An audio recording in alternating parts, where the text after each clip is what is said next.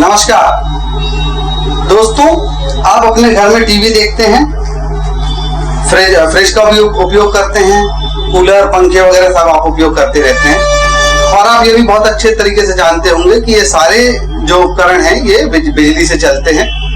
पर इन उपकरणों को बिजली कहाँ से मिलती है?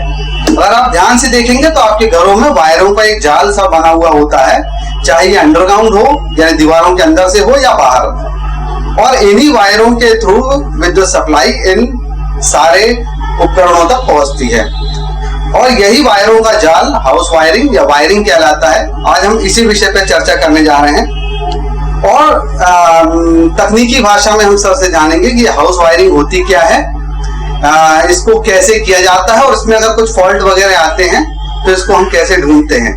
तो आइए शुरुआत करें।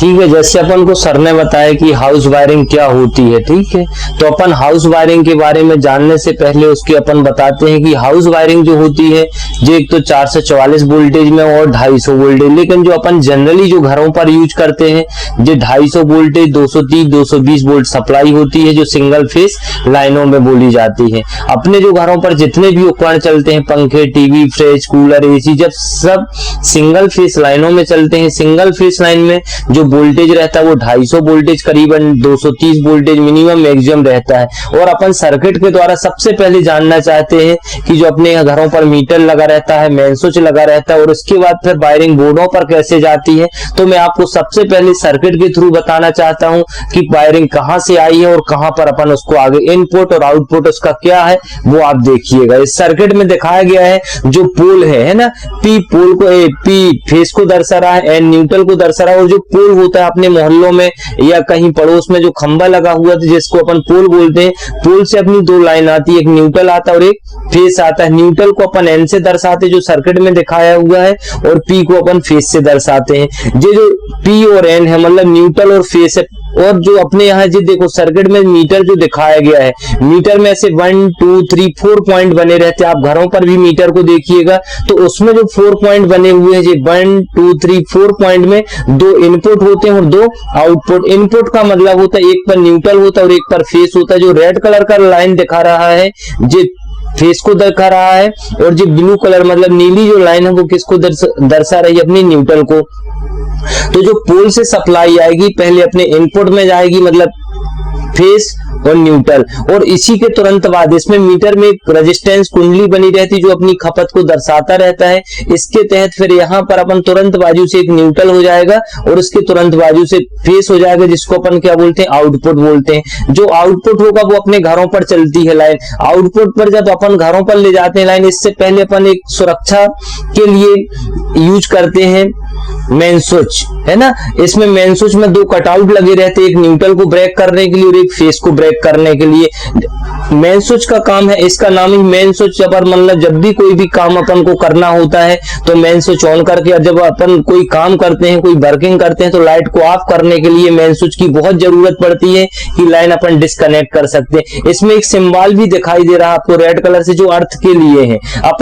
हमने पिछले उसमें एपिसोड में आपको बताया था कि अर्थिंग कैसे बनाते, तो उसी अर्थिंग को बनाने के बाद अपन मीटर में मेन स्विच के बाजू में किनारे में नट बोल्ट की सहायता से कस देते हैं।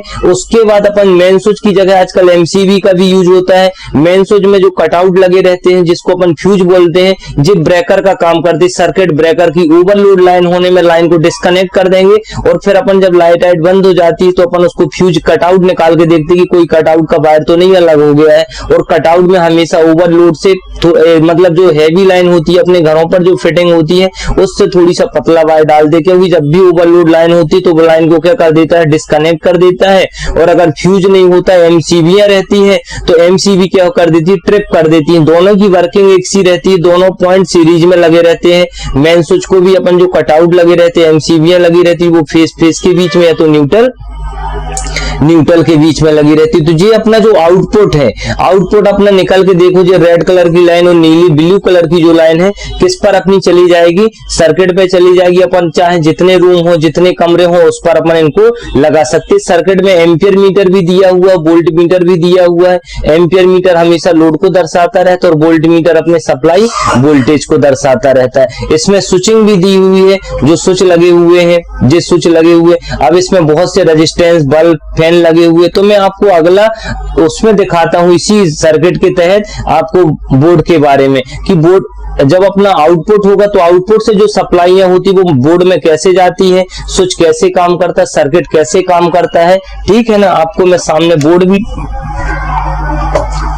लेके मतलब सवाल आ रहे हैं जी। कि अगर मान लो हमको ये सर्किट के माध्यम से ही समझना है, क्योंकि ये सर्किट के माध्यम से क्लियर समझ में आ रहा है कि किस प्रकार से फेस और न्यूट्रल यानी जो सप्लाई है वो हमारे घरों के उपकरणों तक पहुंचती है।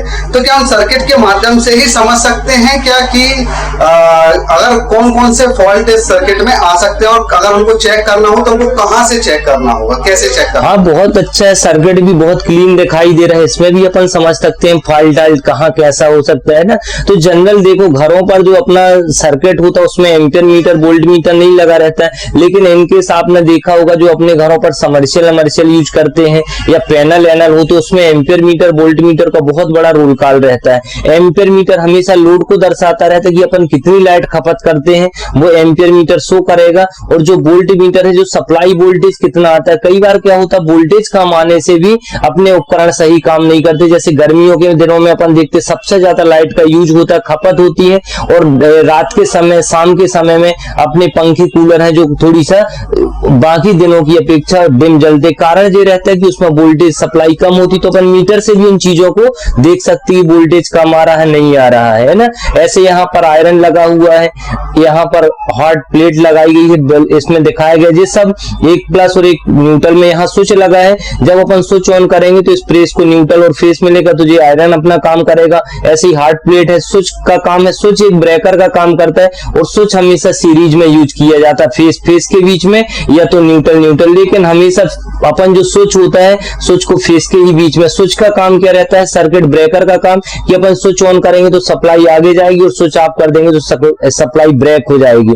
यहाँ पर भी अगले में लैंप के बारे में भी दिया है, कई बार लैंप खराब हो जाता है तो लैंप को अपन चेक कर सकते हैं कि अगर लैंप खराब है तो उसको टेस्ट करके देखते हैं कि अगर लैंप सही है या नहीं है। अगर मान लो लैंप का फिलामेंट अगर निकल जाता है तो अपन वैसे जनरली चेक कर लेते कि ये खराब है। ठीक है, अगर अपन मान लो घर की लाइट बंद है, मैं सर्किट के द्वारा भी आपको बता रहा कि घर की अगर लाइट बंद है तो अपन टेस्टर के द्वारा इन चार जो पॉइंट दिए इनपुट और आउटपुट, पहले अपन चेक करते हैं मेन स्विच में सप्लाई आ रही कि नहीं।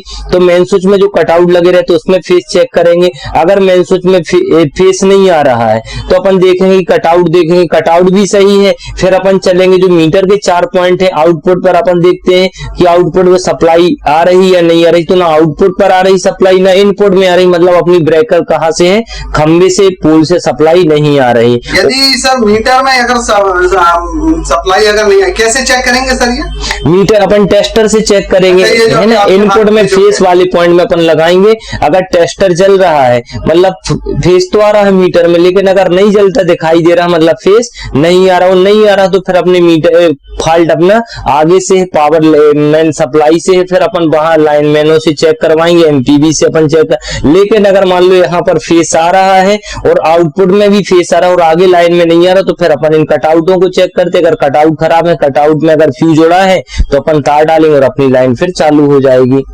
अच्छा, तो इस तरीके से हम ये जो आपके घरों में जो मीटर लगता है और एक जो मेन स्विच लगता है वहां से हम ये चेक कर सकते हैं कि क्या फॉल्ट आया हुआ है जी। अगर मान लो यदि मीटर में अगर नहीं बता रहा है, टेस्टर में अगर करंट नहीं बता रहा है तो इसका मतलब समस्या खंबे से है। तो सर ये बहुत अच्छी जानकारी रही हमें इसमें सीखने को मिला। सर्किट के माध्यम से आसानी से हम इस जो वायरों का जो जाल है उसको हम समझ सकते हैं। नेक्स्ट वीडियो में हम डमी बोर्ड के ऊपर प्रैक्टिस करेंगे कि कैसे जो घरों की सप्लाई आपके बोर्ड में आती है और वहां से आगे कैसे बढ़ती है। और इंतजार कीजिए, अभी आपके सामने बहुत अच्छे वीडियोस उपलब्ध होने जा रहे हैं। तब तक के लिए धन्यवाद।